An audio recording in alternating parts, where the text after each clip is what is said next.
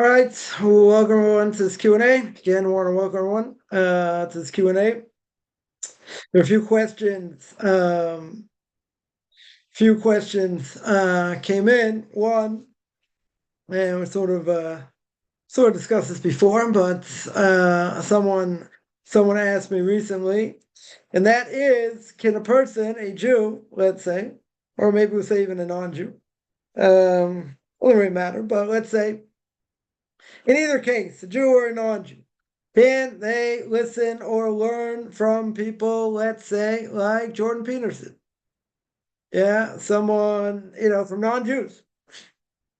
Is there anything wrong? Right? Is there anything wrong, learning from them? And what if they are Christian or pagan? Socrates, Aristotle, like these type of things. So if it's idolatry, right, we'll make it very simple.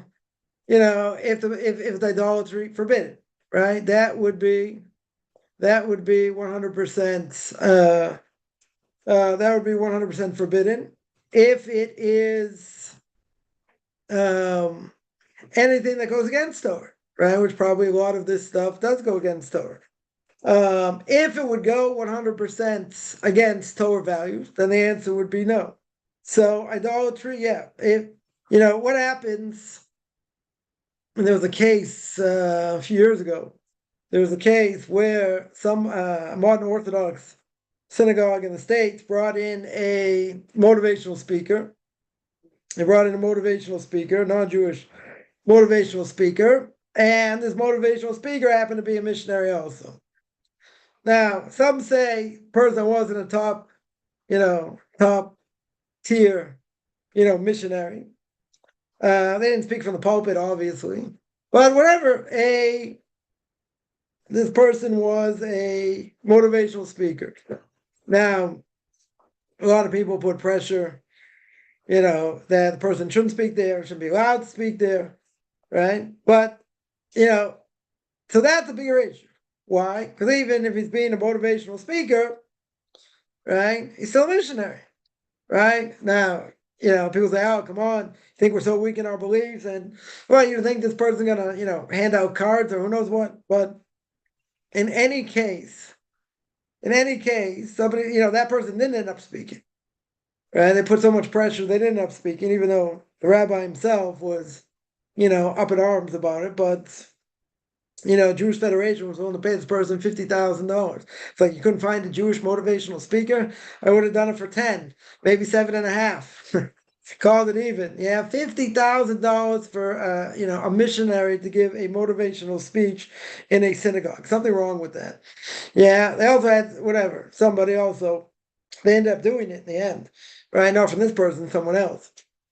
Having I guess a missionary speak there or whatever. So that is definitely problematic, right? Again, even if this person 100% is not going to say anything about idolatry, or not convince someone to be a pagan. Even if 100% that would be true, you don't let him speak in your synagogue. You don't listen to him, right? 100%, you can't listen to him, right? That would be totally forbidden.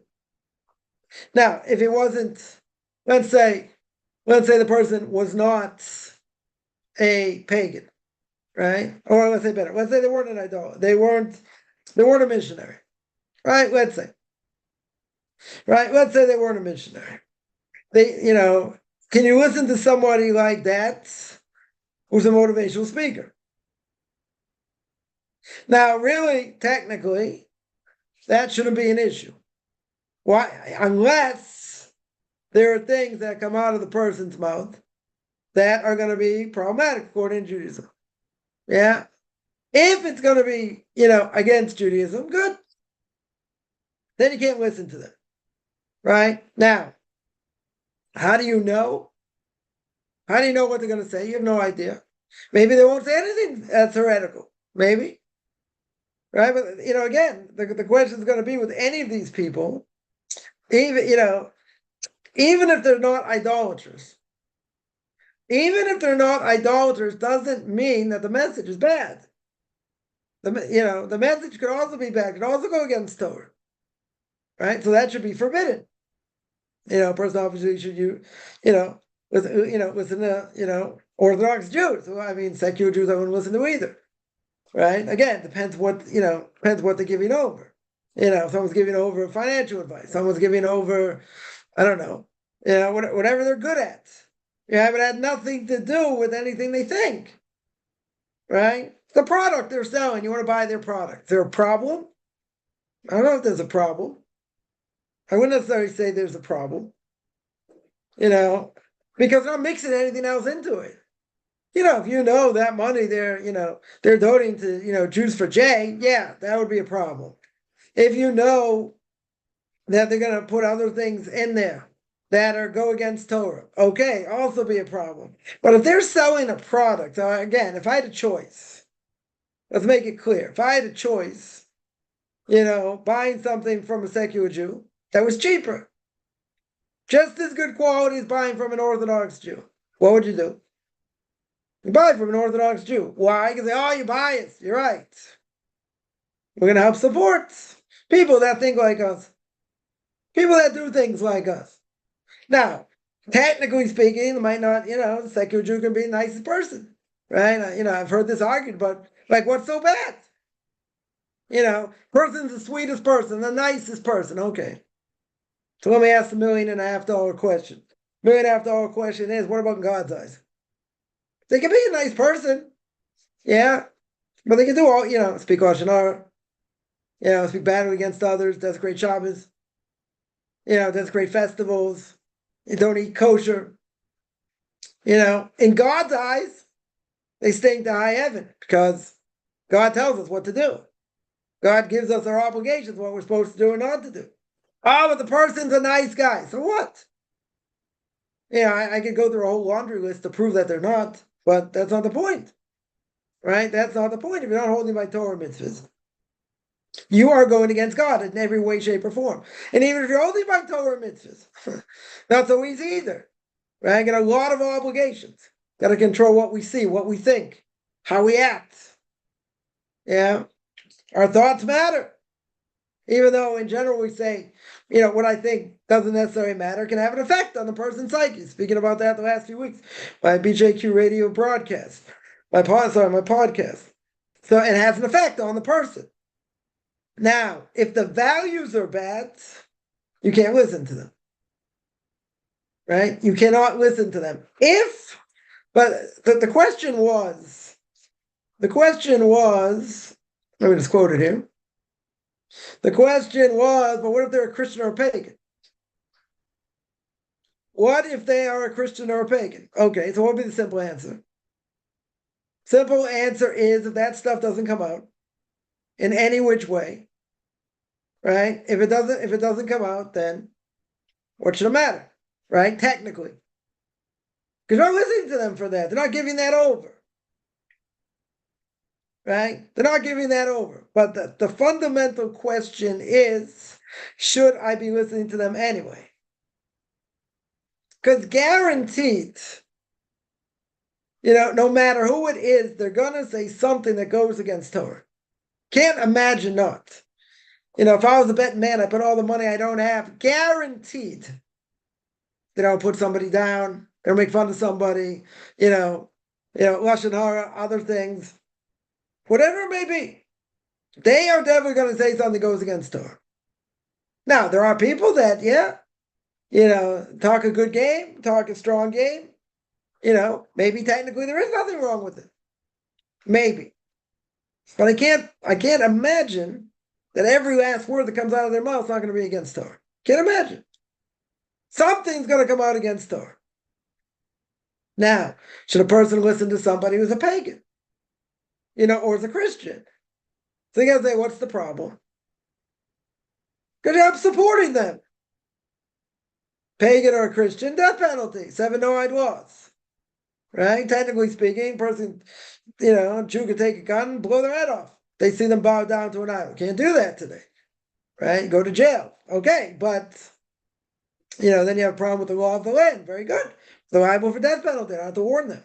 Right? Not everything that no-hide does is death penalty. But even so, right? Even so, it doesn't matter. right? The point is listening to people like that. You're supporting them. But you don't know, again, what's going to come out of their mouth.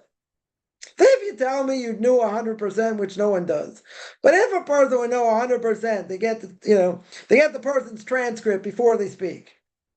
They get the speech before they speak. You see every last thing they're going to say. And you see nothing wrong with it. Nothing goes against Torah. So yeah, technically it wouldn't be a problem. Right? That probably wouldn't be a problem. But usually someone gets up to speak, they know the core things they're going to say. Right? And now they may add things or whatever. You don't know. Still, in that case, you don't know. But, again, we'll make it very simple. If you know 100%, this is what the person's going to say verbatim. Because they give them the speech 1,000 times. They're going to say it verbatim. They're not going to add and subtract nothing. Right? And nothing comes out against Torah. So, technically speaking, it shouldn't be a problem. It shouldn't be a problem. Right? But, again, you'd have to ask the question, and that is, why are you listening to them in the first place? So you might say, but they're an expert in this field. Let's say they're an expert in tax law. Okay. They're only going to speak about tax law, nothing else. So why not? That shouldn't be a problem. Someone else is Jewish, got better values. You get advice in tax law. Better. Definitely better. They'll understand you better. They'll understand where you're coming from better. Okay. It doesn't mean you can't get advice from someone who's a Christian's tax consultant, right? Or accountant or, doctor, or lawyer, right? Doesn't mean that. But you want to go to people that have the same values, right? Definitely want to, they're looking out for, not only your best interests, which I'm not saying they're not, right? But you want them to have similar values. And if they're not going to have similar values, it may not matter. Right? See, this may not matter. And the only reason it doesn't matter because it doesn't interfere in the topic. In other words, when it comes to tax law, you're not talking about belief in God. Usually, that's not going to come up in conversation. I have nothing to do with it. Right? If it's something like totally out there that has nothing to do with Judaism and nothing to do with Christianity or anything else, what really should be the problem? Shouldn't be a problem. Right? Really, it shouldn't be a problem. But isn't it better to go to your own people who think like you and whatever? Sure. Right? That's true. Anybody would do that. Not being racist against non-Jews or against secular Jews. You want, if it's something more serious that, our values are at stake, yeah, you go to someone who understands your values. That's what a person would do. That's what, it's what a normal person would do. Because you want them to look out and respect your values. If they're not going to respect your values, you go somewhere else. But again, what if it's something that's just part of it, has nothing to do with anything? It's tax law, let's say. You get advice from someone. That shouldn't be a problem. That should, that shouldn't be an issue. Even if they're a Christian, a pagan, or whatever. That should make no interest. But I would say, and the only reason is because none of that other stuff will come up. Right? Since the other stuff will never come up anyway, usually. So then, it shouldn't be a problem. If it comes up, okay, different issue. But if I had a choice, of let's say, I'm on this rant, of tax professionals, and I had a choice between an Orthodox Jew, and a secular Jew or a Christian, and they're all just as equally qualified. So I'll take an Orthodox Jew. Yeah, we'll look out for our own, help support our own. What if non-Jews can support non-Jews? That's not a problem. Yeah, it's not my obligation to go support non-Jews. It's not a Jew's obligation, right? Or secular Jews don't have our values. So maybe say I should support them anyway. If you had a choice, right? And this comes up also part of the next question, which I love these type of questions.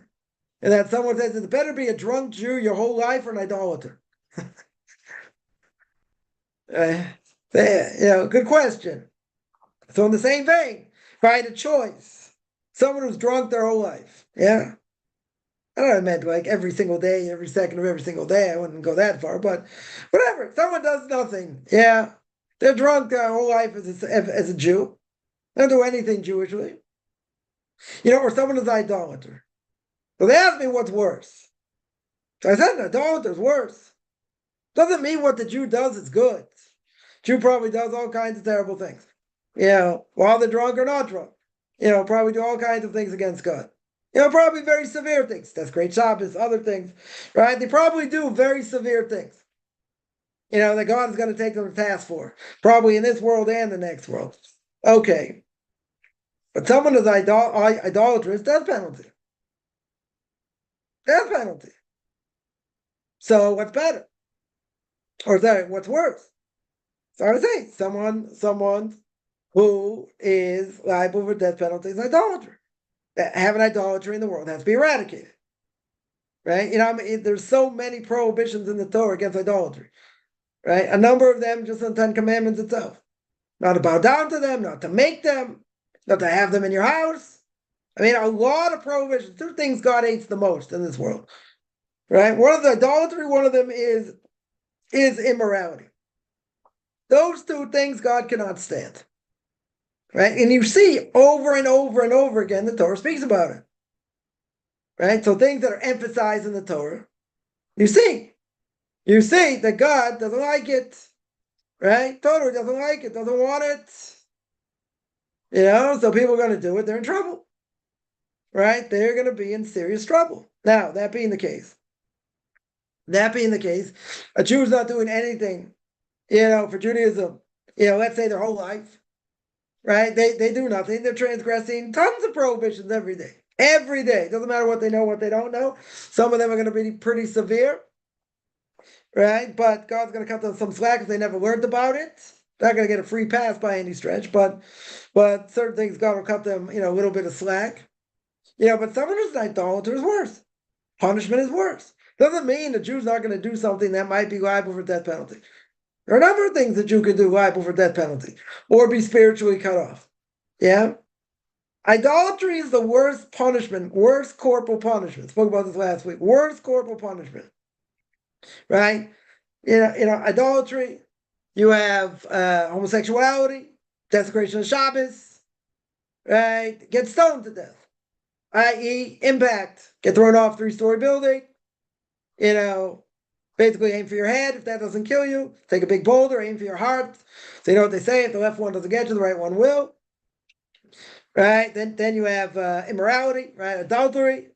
Molten lead poured down your throat if the temple existed. That's pretty bad. Then you get the next two. Hereg and chenek. The whole question, what the order is, either having your head chopped off or getting choked to death. Right? Those are the 4 corporal punishments. Right? We mentioned, last week, even though can't do it today anyway. You don't have a temple of Jerusalem, you don't have a Sanhedrin. But we said that it doesn't mean, if a person, God forbid, is killed in a car accident, that could be skila. That could be the worst of corporal punishment because it's impact. Or a person, let's say, died burning, died in a fire or something like that. The only question is we can't say that's the reason. We don't know what the reason is. Nobody knows what the reason is. And we can't speculate, a person must have done this, that, or the other thing to deserve such a punishment. No one's thinking that. It's tragic. However it happens, it's tragic. But there's payback. Right? The Gemara says, you gotta be careful. Just because it doesn't happen in the way the way it was, because we don't have a temple in Jerusalem or a Sanhedrin, doesn't mean that it still doesn't exist today. Doesn't mean that, right? Spoke about that. Right? Spoke about that last week. But so idolatry, pretty severe prohibition.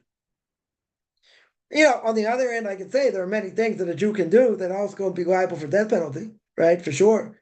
Right? Not, and they're not everything that a Jew does wrong is going to be liable for death penalty, right? Just keep that in mind. Right? So, plenty of times the person would get lashes or they'd have to repent, they'd do a positive command, or we don't know also a lot of the punishments either. But because if we knew that, then a person would stay away from certain things, not do other things. Right? A person would be more careful, in that sense. Or if we knew what the merit, the reward for mitzvahs, we only do certain mitzvahs because if this mitzvah is worth 1,000 and this mitzvah is only worth 25. You got to do the mitzvah that's worth 1,000 because you get more credit, right? You get more you get more reward, right? So, a Jew does nothing their whole lives that's bad. That's for sure bad, right? Now you can say, well, he might do idolatry also, maybe, right? Could be, very well be. A lot of the higher ups in the Jews for J happen to be Jews, unfortunately. So you know what they say, when a Jew does the right thing, they rise, they can rise all the way to the heavens. When you do the wrong thing, you go straight in the ground, right? Straight in the dirt, right? Nothing in between, nothing, no such thing as like, a Jew being mediocre. It's one major difference between a Jew and a non-Jew, right? A non-Jew, if he's vice president, he's probably happy being vice president. If a Jew is vice president, it's like, why am I not president? Right? It's a different drive, right? Jews have different drives. But even so, even with all that, I'm sure, that, if a Jew's not doing anything his whole life, Jewishly, millions of transgressions, right? Unless they repent. No question. On the other hand, idolatry is 10 times worse, right? So the simple answer would be that the question was, what's worse, right? What's worse? Be drunk as a Jew your whole life or be an idolater? So I said an idolater. Being an idolater would be worse. So one other thing I'll mention, and that is, again, learning from Jordan Peterson or other non-Jews, whether they're idol worshippers or not, they're not idol worshippers. At the end of the day, I will tell you that whatever a person sees and whatever a person reads and whatever they hear make an imprint on the soul. Now, the fact that it makes an imprint on the soul is very, very hard to get rid of. It's very hard to get rid of. It becomes part of your psyche. Once it's part of your psyche, it's there. Just like we're recording now, it's there, recorded. You never know when it's going to come up. You have no idea when it's going to come up. But it's there. So essentially, a person's playing with fire, right? Whatever you see, whatever you hear has an impact. Did I mention this story before? Right? That, there was an American basketball player that was, what do you call it, live streaming, I don't know, playing a video game. And this person made an anti-Semitic comment. And anyway, he was injured anyway, but they, suspended him for the rest of the year, blah, blah, blah. And whatever. They wanted to, I don't know, he had any certain classes, had to take, whatever. Now, person says such a thing, we mentioned this before, so I'll keep it short. And that is when a person says something, they obviously must have thought it. Now you can say, I didn't mean to say it. You're right. You didn't want to say it. But for whatever reason, it came out of your mouth. You weren't thinking, whatever, it came out of your mouth. Yeah? But you can't say, I never thought it. According to Torah, once it's already entered a person's mind, it's there. It's part of your soul. It never leaves. It can be buried for years. Doesn't matter. It's part of your soul. It never leaves. So the fact that it never leaves, you have no idea where it's going to come out. So this guy says, yeah, I didn't mean to say it, whatever. No, you meant to say it. You absolutely meant to say it, but you got caught saying it, live streaming, playing a video game. Yeah, you got caught saying it. And now there are ramifications. But you can't say I never thought it. I really love Jews. I don't think that's the case. Why would a person say it? Now, for some people you might say, no. It's just something came out of their mouth. Something came out of their mouth. Instead of saying this, they said that. It's a big difference, though. Right? According to Judaism, that's not the case. And it's a very simple reason. We'll get a little bit deeper here, but it's a very, very simple reason. Because the soul records everything. Everything. So when a person gets upstairs, 20 years after they die, what's the first thing they say? Someone has an out-of-body experience. They see their life flash before their eyes. Everything recorded. Everything recorded. Just when you thought it was safe to read National Geographic in the bathroom. No! Think again. But it's recorded. Can't say I never did it. You did it. Now, you can have excuses why you might have done it, but you did it. You did that action. Very good. But it's there. It's part of your psyche. Now it's much harder to get out. Much harder to fight against. It could disappear for years. Someone's under stress, someone's a smoker, let's say, and finally they kick the habit, right? It took them years, whatever, finally kick the habit, very good. Person's under extreme stress. What's the first thing they do? One of the first things they'll do, they'll light a cigarette. They haven't smoked in 15 years, 10 years. Well, all of a sudden light a cigarette because stress, other things. Now, I wouldn't put that in the same category necessarily as playing a video game, but okay. Person got flustered, person gets angry, right? Person gets angry, and they say something. Either they curse or they make some racial slur. That racial slur didn't come out of nowhere. Didn't come, they say, I could have said that. You're right, you could have, but you didn't. I could have said this. You didn't. You said this. It could be another time you would say something else. Okay. So you can call him on that also. Very good. But he didn't say that. When a person says something, they meant what they said. 100% they meant what they said. Now, they could claim, I didn't want it to come out. It shouldn't have come out that way. I had this many years ago. I never win this argument. Right? I've mentioned the story before. I made a comment, I'm not going to say what it was, but I said, I feel like X. I didn't say I was X. Big difference. Right? But anyway, that comment probably shouldn't have been made. Right? And every once in a while it comes up. Once in a blue moon, my answer is always the same. I never win the argument. I said, but I didn't say that. I said like this, not it. Anyway, it doesn't matter. I'll never win that argument. That argument I'll never win. Okay? Yeah, you gotta be careful what you say. Because really what you say, you can say, oh, I was just kidding. Could. There's a little bit of truth when a person says that also. Right? But nonetheless, when a person says something, they meant it. Unless obviously they didn't. But no such thing as a slip of the tongue. Slip of the tongue, or Freudian slip, as we would call it. There's no such thing. Because when a person says something, it must have been in their mind before. They must have thought about it before, and now it manifests itself. It comes out, whatever reason, under stress, pressure, who knows what. Right? It comes out. It comes out. Right? So, a person has to be careful. Because, whatever we see has an effect. Imagine, I see people, put these posts up, whatever. It's kind of funny in a certain way.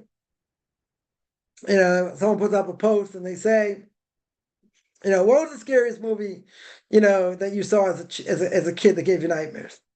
Some people say Friday the 13th. Someone will say, Nightmare on Elm Street. They'll say Halloween. They'll say, I'm aging myself here a little bit. Whatever it is, those movies with the doll Chucky, whatever, all these different things. But the image of people getting slashed and who knows what, it's part of them. That didn't disappear. So, I can't believe they killed him, gave me nightmares. They didn't die. It's a movie, right? They didn't die. No, but you understand, they cut off his head and they tortured him and they didn't. It's all fake. Yeah, it's all fake. Yeah, but so you say, that as an adult. You're right. It as an adult. But, the other person, if a person, sees a movie and it's a tear-jerking thing and a person's really into it, and yeah, because they have a message they want to give. Hollywood's got a message they want to sell. And they're good at what they do. They make things pretty obvious. Not, they don't hide things. Sometimes things a little more, you got to look a little more deeper in general, but some things are pretty obvious. Pretty obvious. So they're trying to convince you to think a certain way or think in this situation.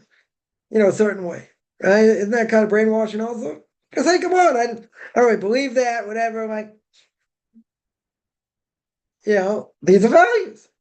Might be bad values, right? But and that goes to the first question. Anything that a person's going to say that has bad values, again, if they're a Jew or non-Jew, right? Even if most of their stuff is good, right? But if they have bad values, which probably most people, right? We all have bad values, right? But again, these things go against Torah, and they're spewing these things. Yeah, you can't listen to them. For sure, you can't listen to them.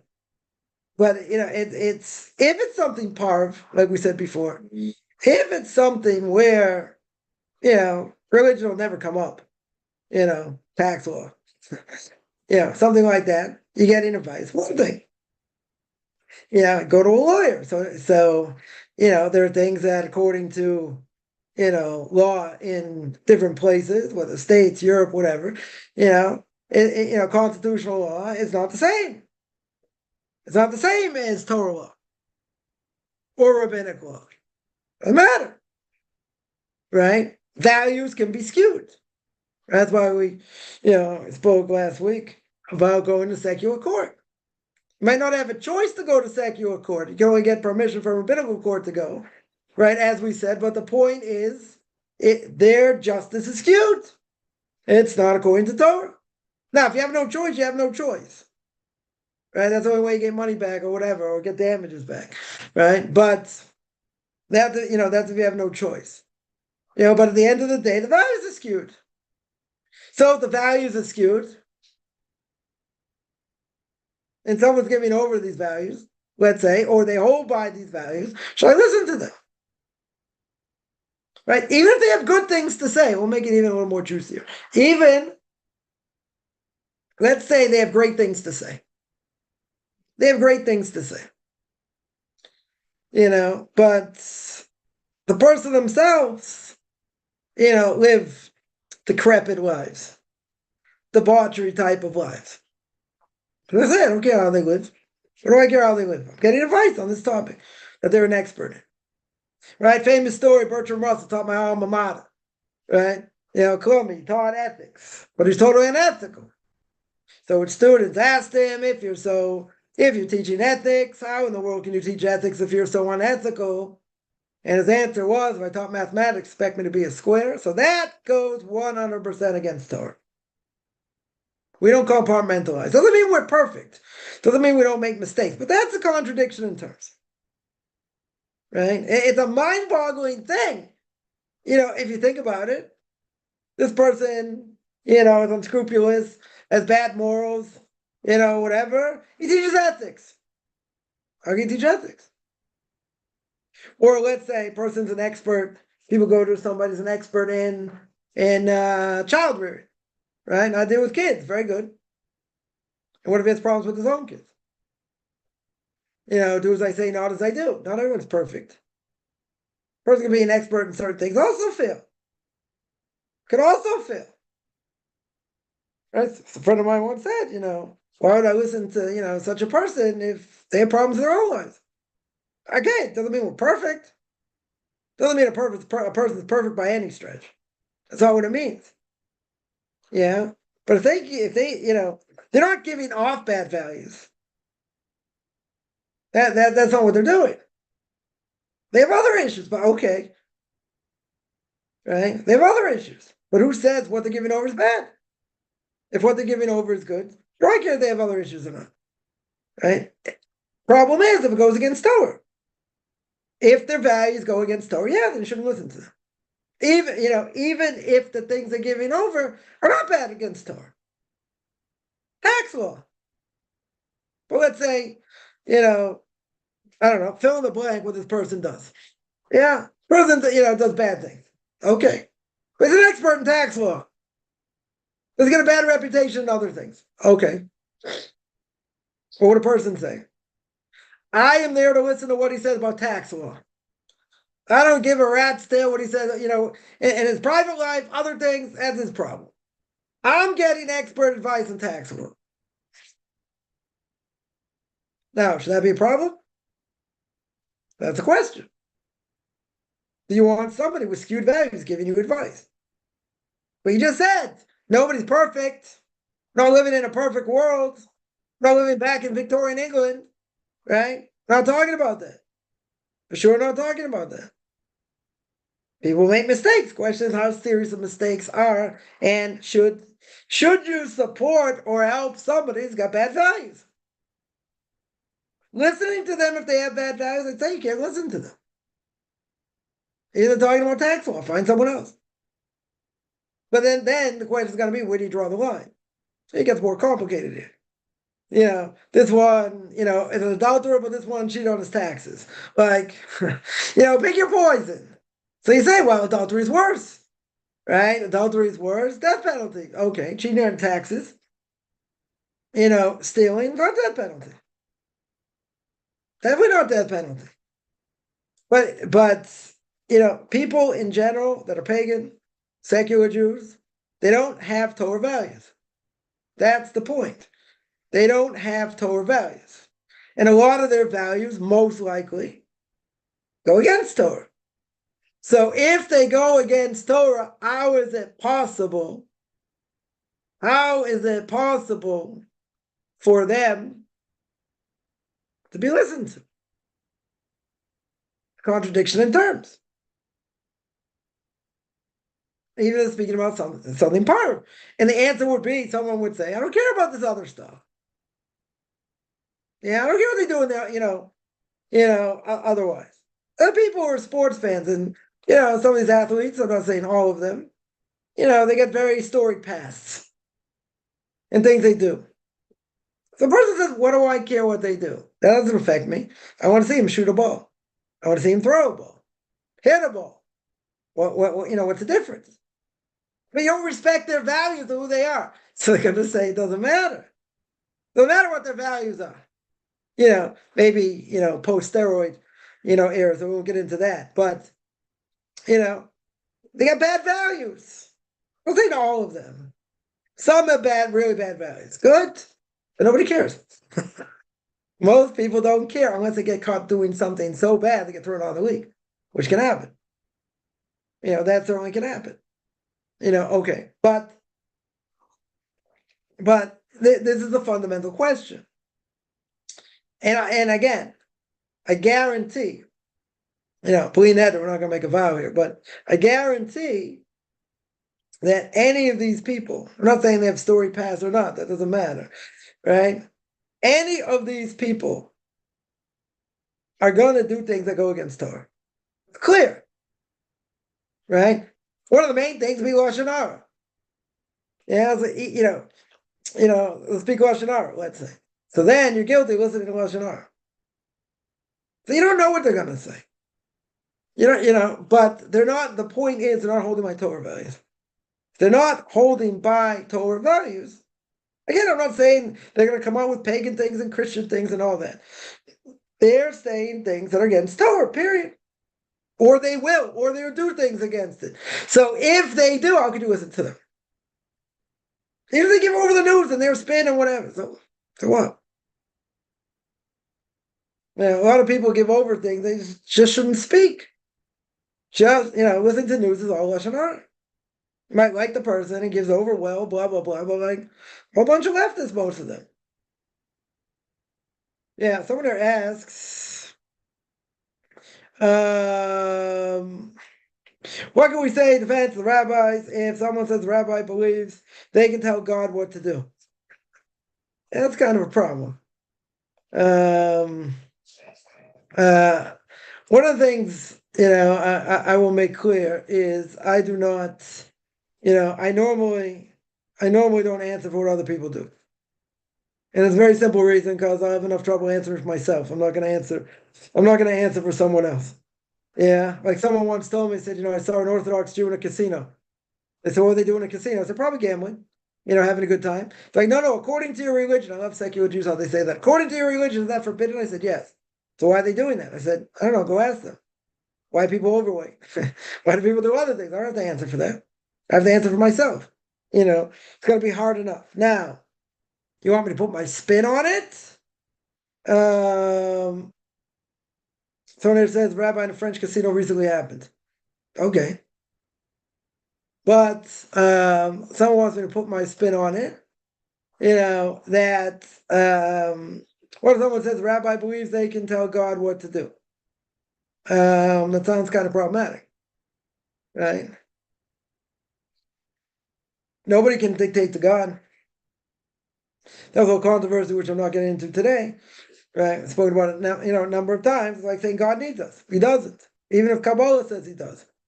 Yeah, in different ways. God does not need us in general. You want to tell me that, we can tell God, if God doesn't need us, we're going to tell him what to do. I'll tell you why it's problematic, because, it's like saying angels have free will. But you got to remember, on the first day of creation, God created the heaven and the earth. Right? It says, Bereshit bara Elokim es hashamayim ve'es haaretz. God created the heaven and the earth. Now, it means he created everything in the heaven, everything in the earth. Even spiritual forces. Yeah? So here I'm sitting at a table no one can see. If I made the table, or someone else made the table, don't we have control over that? You think the table's going to go up and do whatever it wants? No, I don't think so. So if God created spiritual forces, you can tell me if it's not true. You can say, well, maybe God disappeared. Well, I don't know where an omnipresent being goes. Like maybe it's behind the bush. Boom! Like where is he? Like where's an omnipresent being go? Good question. Right? Even if you say he disappeared, how is it that something that God created can have more power than him? It's impossible. Logically. Forget the rabbis, forget oral law, forget Kabbalah. Logically. God created spiritual forces. By definition, God has power over them. He created them. Now you think the spiritual force is going to rebel, take over from God? It's not the Wizard of Oz, right? Back in the day. So, that being the case, spiritual forces don't have their own free will. God's in control of them. He uses them like messengers. That's what they are. He gets them to do his work. Could God do it himself? Yeah, he's busy doing other things. So he's got messengers. As we say, God has a lot of messengers. Very good. So how can it be? How can it be that if God created man, which is exactly what the Torah says, right? God created man from the dust of the four corners of the earth. That's what the Torah says.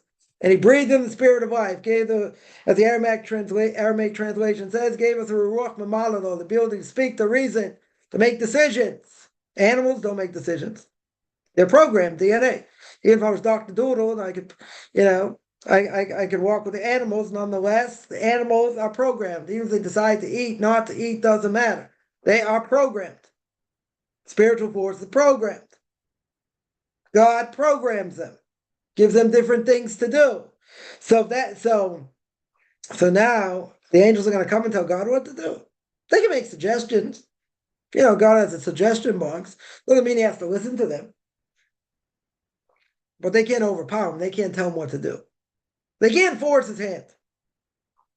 God's force can never be hand. God's hand, can never be forced. Can never happen. Right? You look at the first of the 13 principles of the Rambam, of Maimonides. Yeah, God's absolute. He doesn't change. He has no needs. So how can anyone say they can push God around? Right? Sounds like what do you call it? The Iliad, the Odyssey, right? All the gods fighting, you give them this, you give them that to do your bidding. Right? That's not this God. Right? That's definitely not this God. So I don't see how anyone is going to say we can tell God what to do. We can ask, we can beg, we can plead, right? We can do everything in our power to try turn the tide on whatever it is. Very good. Can you do that 100%? You twist his arm? You make God say uncle? Never. God's in control, right? So someone says we can tell God what to do, you tell him to go eat kugel. Can't do it. Impossible. Impossible. Somebody asked, very good, I was waiting for this. What is the meaning of God decrees a decree and the righteous man averts it? Oh, they're going to say something else. That tzaddik goes HaKadosh Baruch Hu Mekayim. right? That, if a righteous person makes a decree, let's say, God will establish it. That's what I thought you were going to ask, right? Once God makes a decree, now the question is, what's the decree written in? If the decree is written in blood, can't overturn it. That decree is a decree, final, never get overturned. If the decree is not written in blood, then tshuva, tefillah, tzedakah. Tshuva, repentance, tefillah, prayer, tzedakah, charity can uproot a bad decree. Can totally uproot a bad decree. But that's if we do something. We have to do something pretty significant for God to uproot a decree. So you want to say God decrees the decree and the righteous man averts it. How is he going to avert it? If that decree affects them, then can't do that. Right? This person will not avert it. Yeah, you have a case or a few cases. I think that the Gemara says that the angel of death comes to take a righteous person, and somehow the righteous person averted it and jumped into paradise and got Eden and couldn't get him. Right? And couldn't get him. That's a different issue. Right? That's a very different issue. That's a very different issue.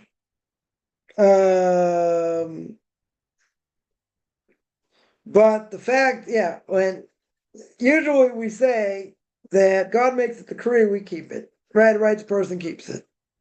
But a righteous person can also say something and God can establish it. Now, God doesn't have to. It probably depends on a lot of different factors, but God for sure doesn't have to. But because of what they say and how they say it and what their determination is and what their level is, so that's a different issue. It's a lot more complicated. Right? It's a lot more complicated. Somebody asks, do most Jews in Eretz Yisrael kindle Chanukah minhag Beis Hillel or minhag Beis Shammai? Everyone does Beis Hillel. Everyone lights one candle, first night, second candle, second night, third candle. No one holds like Beis Shammai. Nobody amongst the Jewish people does it the other way. It lights 8 candles and goes backwards. Right? And in general, when there's a difference of opinion between the house of Hillel, the house of Shammai, in this world, before the Messiah comes, we hold like the house of Hillel. Unless there are certain cases we hold like the house of Shammai. But in general, we go like the house of Hillel. Right? In this case as well. Right? Majority of cases. Vast majority of cases. So nobody lights that way.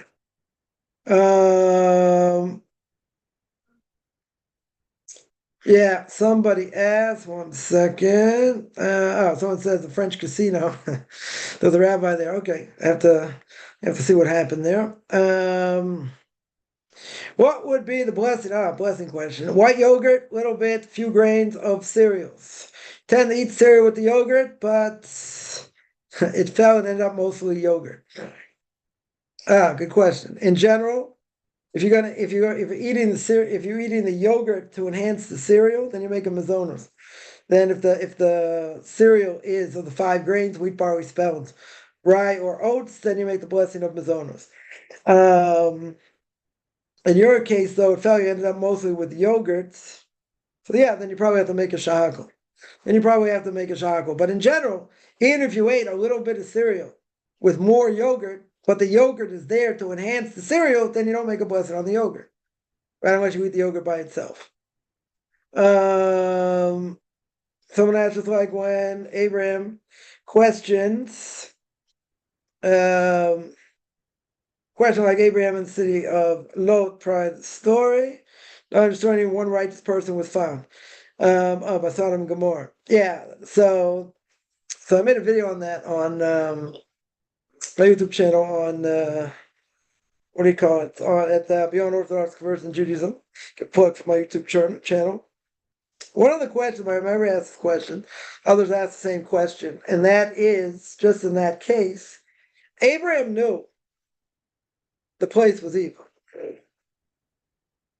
Right? He knew the place deserved to be wiped off the face of the map. Now, the question was, if that's true, and he understood that, why is he praying for them?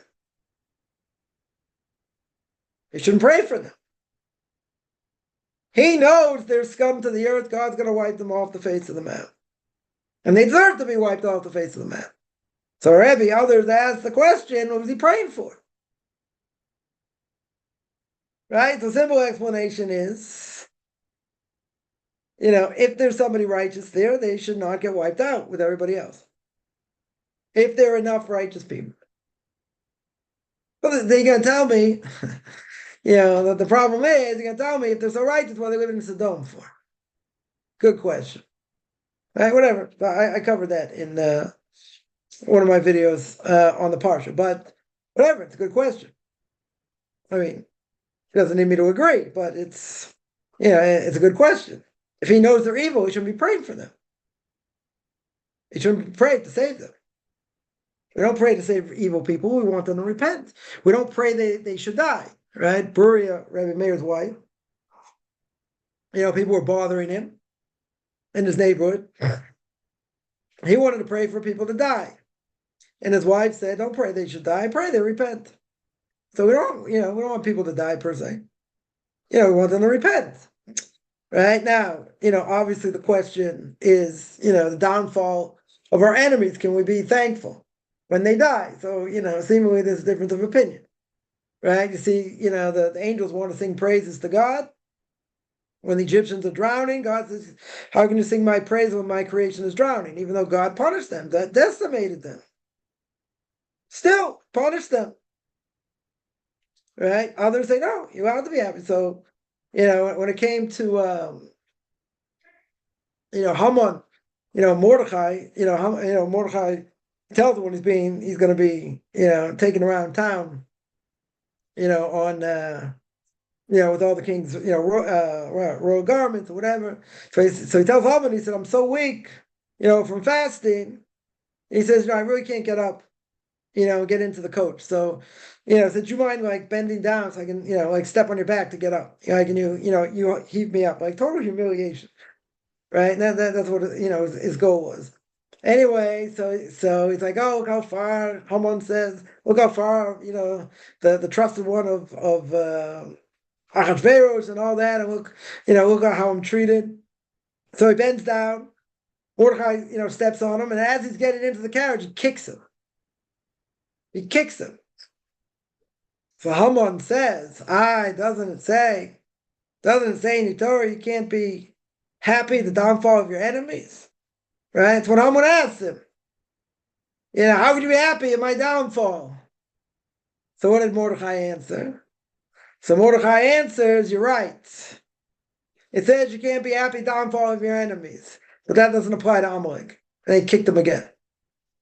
So he says, yeah, that applies, but doesn't apply to Amalek. Right? So anyway, whatever. We spoke about that also. So there's a whole question. The whole question what that means, right? If you're able to, be happy downfall of evil people, or not, right? Better, obviously, to pray they repent, right?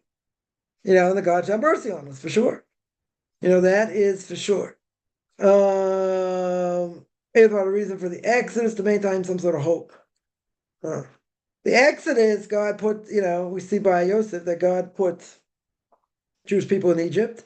They had to go down there, right? In order, God had to get the Jewish people in Egypt in order for them to get enslaved, in order for them to come out, and right, all that. But think about it. In that case, you're talking about some sort of hope. First of all, 20% of the Jewish people came out of Egypt. 80% died, throughout and after the plague of, or to the end of the plague of darkness. But that being said, the Jews coming out of Egypt is a different thing. The reason it's a different thing is because, according to nature, they never should have been able to get out. Why Moses doesn't want to go there? Because Moses saw that there was an angel of the Egyptians, meaning every nation has their own guardian angel, plead for whatever the needs of the country are, whatever they may be. And Moses saw in heaven an angel, the angel of Egypt, and an angel of the Jewish people intertwined like a double helix, like this, right? So Moses says, Jews ain't coming out. Why are you telling me to go? I looked up to heaven, I saw according to the stars, impossible, right? So I saw this thing, impossible. The Jews get out. So God says, Bo, it's like, what are you worried about? I'm above nature. I'll take them out. You're right. According to nature, they never get out, right? Not even like March Madness. Oh, maybe, a lot of times the underdog may win. In this case, you put in 100 supercomputers, 1,000 supercomputers. Israel never, Jewish people never get out of Egypt. Never. Not like 1 in 10,000, 1 in a billion. Never. Never happened. Right? So, according to nature, it never happened. And think about the Jews in Egypt. They see Egypt getting decimated, but they're still not being let go. But not only that, what's the last thing God says to Moses before they can get out? They have to kill their God in front of their face. They have to take a sheep, they have to kill it, put the blood on the doorpost, so God can pass over, Jewish people's homes in order for, by the plague of the death of the firstborn. The Jewish people's like, how are we going to do that? We are killing their God in front of their face. Moses says, that's what God told me to do. That's what he told me to do, to tell you to do. Otherwise, you don't get out. So the whole question, why they needed that level of Amunah at that point, right before they get out. Okay, there's a whole question there. But God wanted more self-sacrifice. But, again, according to nature, they know how to fight. They didn't have weapons. They had a slave mentality. How in the world would they have gotten out? No one had ever escaped that Egypt enslaved. Never. No one in history. Except the Jewish people. But how did the Jewish people come out? Miraculously. That's the only way they would have come out. You could have told me they had tens of thousands more people. If each woman gave birth to 6 kids at a time, some say it didn't happen like that, but let's say. I mean, you're talking millions of people. 10 million people should have come out of Egypt. So you have to say there are a lot more Egyptians. They're able to enslave them. Right? Otherwise, they could have just overpowered them. But it could be slave mentality. They're afraid, whatever. Right? But Egypt's Egypt's a whole other thing. Why they went down there and what the purpose was. But according to nature, everyone agrees they never get out. Never get out. Yeah. Let me see other questions here.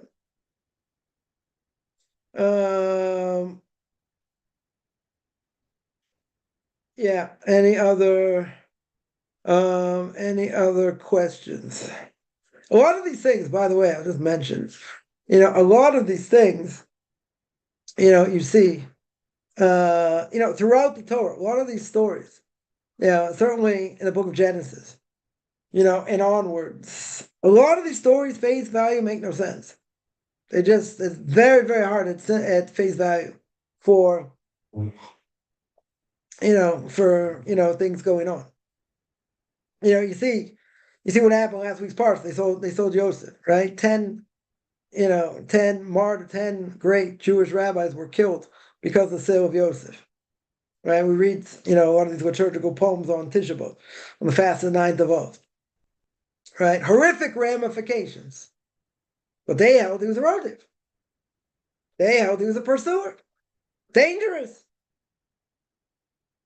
So according to that, they were on the level to judge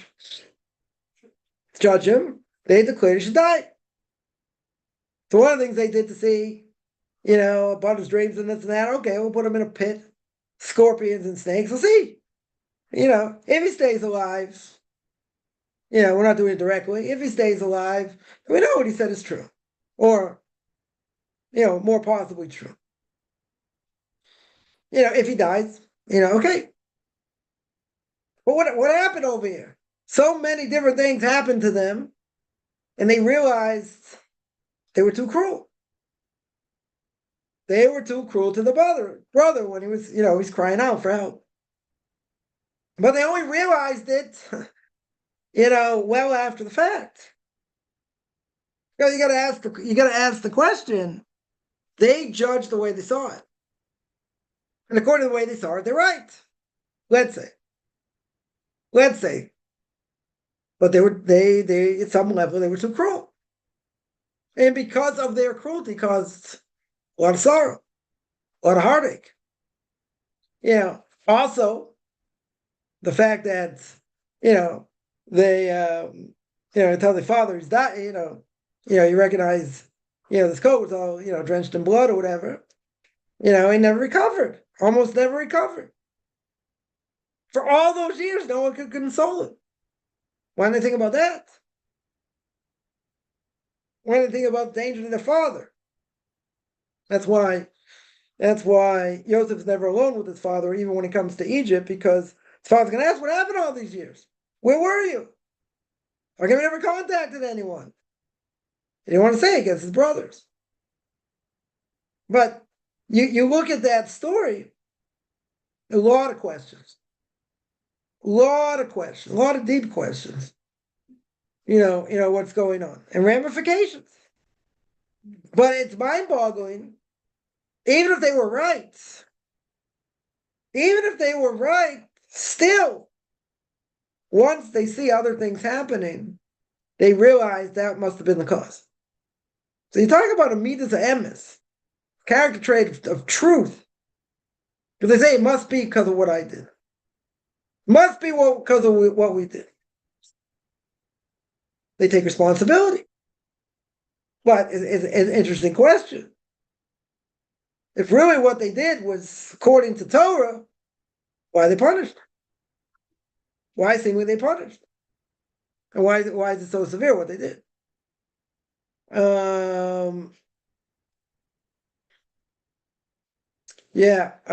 Any other? Oh, you want to talk about exile? Yeah. I'll mention one thing about exile. A lot of people living pretty well, some better, some worse, whatever. Messiah comes like, I really have to go to Israel. Yeah, can I finish doing what I'm doing? Yeah, exile has been very good in many ways. Right? I mean, it's been horrific in plenty of ways. Right? But people living it up and, so to speak, can't imagine. I have to leave. Life's good. Kosher foods, schools, I have everything. What am I missing? One of the reasons the person sits on the floor on the day of the 9th of Av, fasts the 9th of Av, and sometimes the person's just going to sit there and cry, and the only reason they're going to cry is because they don't know what else to do. They're crying about what they don't even know they miss. Right? It's also a scary proposition. You got to know what you're living for. You got to know what you're missing. But we don't even know what we're missing. Some people, live in very strong Jewish communities, outside of Israel. What are they missing? So good. Maybe sometimes non-Jews remind you. You're only guests in this country. Yeah. But if people living it up, so to speak, then what are they missing? They don't feel what they're missing. I'm not raising the Israeli flag and telling everyone to come, not doing that. But you got to feel it. You got to feel the pain, what it means to be in exile. Unfortunately, some people don't feel it. Maybe feel a little bit more now what happened last year on October 7th or whatever. But, in general, like someone told me, in a certain community, after October 7th, what did people do? They went and bought guns. Nobody came here. Nobody came to Israel to live. I'm not saying nobody. I'm saying in this case, nobody came. They're going to protect themselves. Okay, I get it. But it's not even a question. That's the problem. It's not even a question. Of course they're going to arm themselves. Take more precautions. Very good. Can't trust anybody anywhere. True. But there wasn't a significant change at all to want to come and live here. Not at all. Right? So one of the aspects of exile is that you're stuck in it. Stuck in that mentality. And I'm not gonna say the only way, but sometimes the only way that the way a person is gonna feel it more is when something happens. Someone makes a comment. Someone makes you feel unwelcome. Someone put up a post, I don't know, a certain place. They wouldn't serve a Jewish person. That's like crazy. But it's a reminder. it's an absolute reminder. Rabbi Rucham, the spiritual mentor of the Mir Yeshiva, many years ago, when he talks about Esav hating Yaakov, he says two kids were playing ball. Whatever, young kids. And he bowed down, went over one of the kids' heads, bowed down, to pick it up. He gave the kid the ball, and the kid slapped him. Slapped him. No reason. So Rabbi Yerucham asked, wasn't a question, what did I do, what I didn't do, whatever. No, Esav, son is Yaakov. He hates Yaakov. So Chaim Brisker would say two different versions. Right? Chaim Brisker, the Torah giants, the last generation. In Brisk, he says, if I walk down the street and I'm not being, pummeled by non-Jews, why not? He said there's two different reasons, possible reasons. One is that God's protecting him. He said, and the other is lazy because it's in the air. Now people feel it more, right? It's much stronger today. Okay. Sometimes it is stronger, less strong, whatever, right? But it's there. Yeah, and that's never going to end till the end of days, till the Messiah comes. Heard someone say, but if we had more Noahites, it would eradicate it. No, it won't eradicate it. It'll help. It'll definitely help, but it's never going to eradicate it. How do I know? Because it's gonna be a thorn in our sides till the Messiah comes. Sometimes it'll be better, sometimes worse, but it'll never stop. It'll never totally stop. Isn't that comforting? That's what exile is. That's what it is. Even Israel, also exile. But that's what it is. But you gotta feel it. You gotta feel the pain. God's presence is not here. You gotta feel the pain of right down the street from where the Western Wall is, and you see how people dress and what they do and this and that. The disgrace. Very easy to understand why Messiah hasn't come. So even here, all the more so other places, you feel it much less. Much, much less. Yeah, any other questions?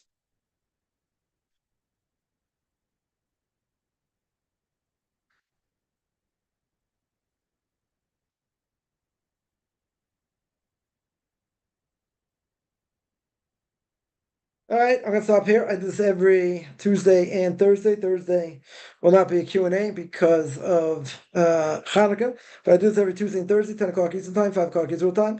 Anyone has any questions, find me on Facebook at Michael Chaim Kaufman, Beyond Orthodox Conversion Judaism, orthodoxconversion.com, Beyond Orthodox Conversion Judaism on YouTube. There I got videos on Q&As, ethics for our fathers, Book of Leviticus. Want to send me an email, rabbichaimkaufman@gmail.com, RBBICHAIMCOFFMAN @ gmail.